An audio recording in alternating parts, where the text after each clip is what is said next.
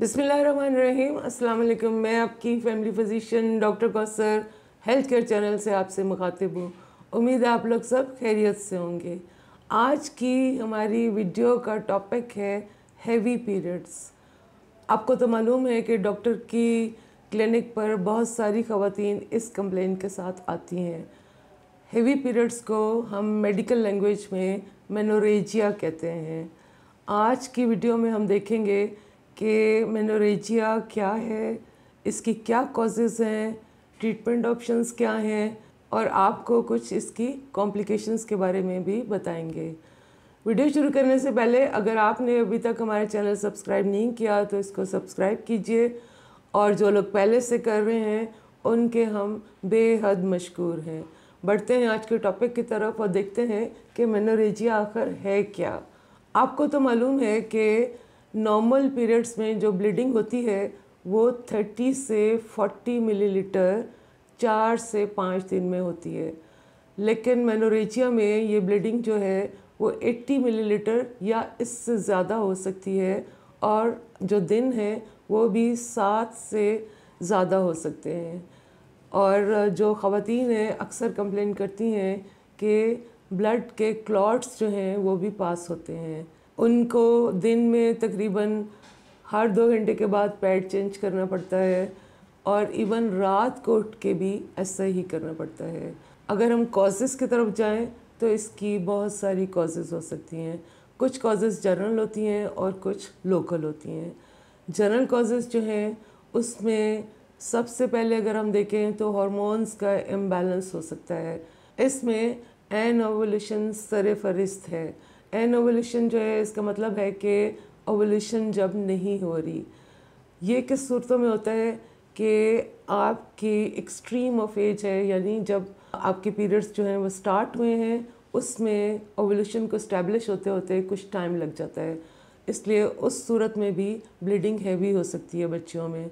इसी तरह से जब पीरियड्स बंद होते हैं जिसको हम मीनोपॉज कहते हैं, उससे पहले भी एनओवुलेशन का मसला होता है और पीरियड्स जो हैं वो हैवी हो सकते हैं।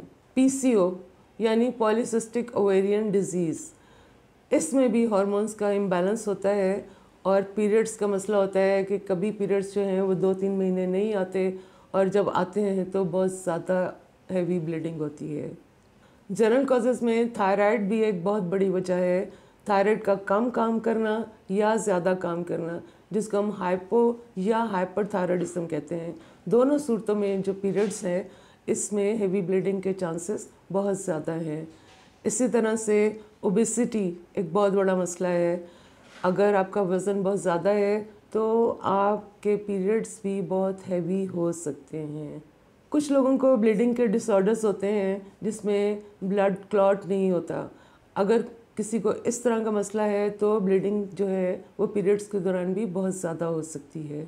इन्फेक्शन यानी यूट्रस का, ओवरीज का, ट्यूब्स का, जिसको हम पेल्विक इन्फ्लेमेटरी डिजीज़ भी कहते हैं, इसमें भी ब्लीडिंग बहुत ज़्यादा होने के चांसेस होते हैं और साथ पेन भी होती है। पेल्विक इन्फ्लेमेटरी डिजीज़ पर हमने एक वीडियो बनाई है, इसका लिंक हम डिस्क्रिप्शन बॉक्स में दे देते हैं, आप चाहें तो उसको वहाँ से देख सकते हैं। कुछ लोग का फैमिली प्लानिंग के लिए इंट्रा यूट्राइन डिवाइस जो है उसका इस्तेमाल करते हैं। उसको इस्तेमाल करने से भी उनके पीरियड्स जो हैं वो हैवी हो सकते हैं।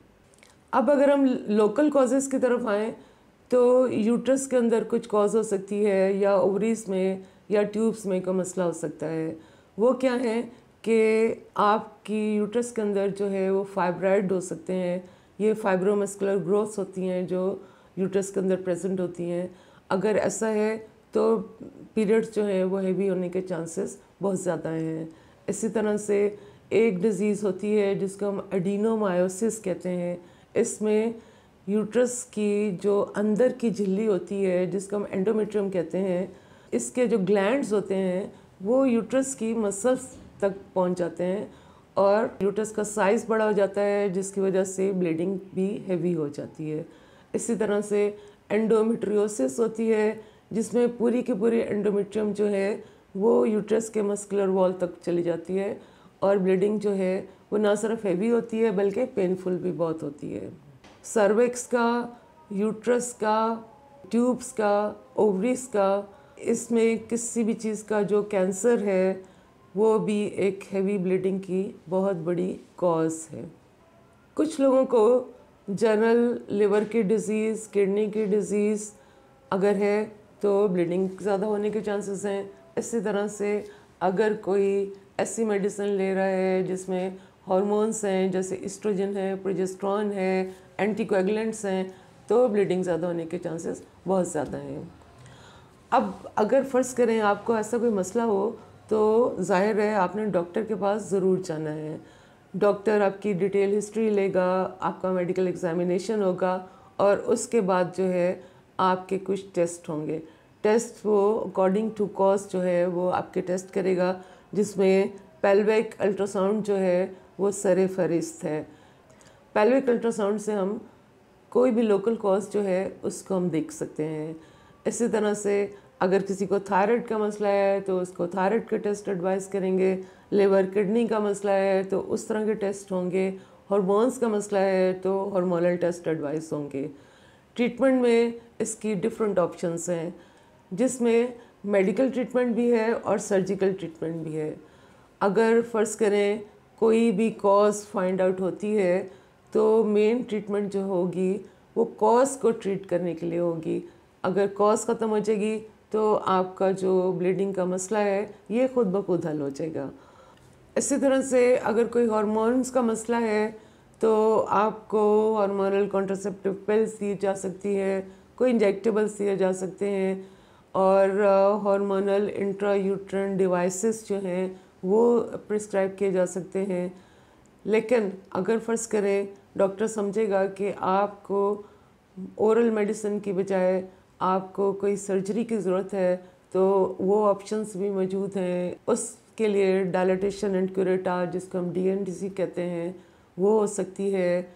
कोई एंडोमेट्रियल एब्लेशन हो सकती है या एक्सट्रीम केसेस पे हिस्टेरेक्टमी यानी यूट्रस को रिमूव भी किया जा सकता है।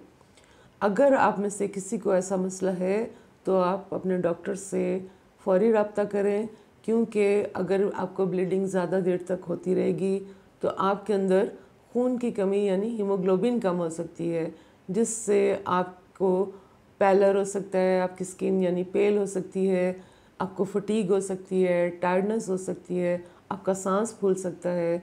ये सब चीज़ें आपने डॉक्टर को ज़रूर बतानी है ताकि आपको मेनोरेजिया की ट्रीटमेंट के साथ साथ आयरन के सप्लीमेंट्स जो हैं वो भी दिए जा सकें। उम्मीद है आज की वीडियो आपको पसंद आई होगी। वीडियो शेयर कीजिए, लाइक कीजिए और चैनल को सब्सक्राइब करना ना भूलिए। अपना ख्याल रखिएगा। अल्लाह हाफिज़।